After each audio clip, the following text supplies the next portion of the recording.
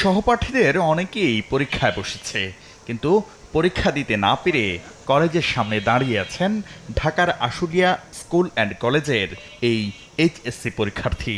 শুধু একজনই নয়, এই কলেজের ১৮৬ জন শিক্ষার্থী সমাজকর্ম, পরিসংখ্যান ও ভূগোল বিষয়ে ফরম পূরণ করলেও রেজিস্ট্রেশন কার্ড ও প্রবেশপত্রে উল্লেখ আছে অন্য বিষয়। ভূগোল, সমাজকর্ম এবং পরিসংখ্যান যেগুলো আমাদের অনুমোদন ছিল না, সেটা আমরা অবগত ছিলাম না। পরবর্তীতে স্যাররা বলে যে এটা তোমাদের সমাধান দেওয়া হবে, তোমরা একটু ওয়েট করো। তো আমরা ওয়েট করতে করতে আমরা 24 তারিখে আবার আসি। 24 তারিখে বলা হয় যে তোমাদের অ্যাডমিট কার্ড সংশোধন হয়েছে, তোমাদের অ্যাডমিট কার্ড প্রিন্ট চলছে। তো প্রিন্ট করতে বলে যে আমাদের দেরি হবে, আমাদের 3টা-4টা বাজবে। তো আমরা সেদিন চলে যাই, আমরা 25 তারিখে আসি এবং 25 তারিখে এসে আমরা জানতে পারি যে আমাদের কলেজের অ্যাডমিট এখনও ঠিক হয়নি। আমাদের অ্যাডমিট কার্ডটা দিছে এক্সামের আগের দিন, মানে অ্যাডমিট কার্ড আছে 3 তারিখে আসছে, এই যে জুনের 3 তারিখে আসছে, কিন্তু তারা আমাদের হাতে দেয়নি। এই জটিলতায় একটি পরীক্ষায় দিতে পারেনি 46 জন।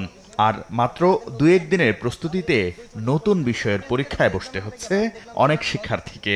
সমাজকর্ম নিয়েছিলাম, বাট ওইখানে আমার যুক্তিবিদ্যা আসছে, আমাদের অ্যাডমিট ঠিক হয়নি বিধায় আমরা পরীক্ষাটা দিতে পাইনি, ওইটা আমাদের অ্যাবসেন্ট।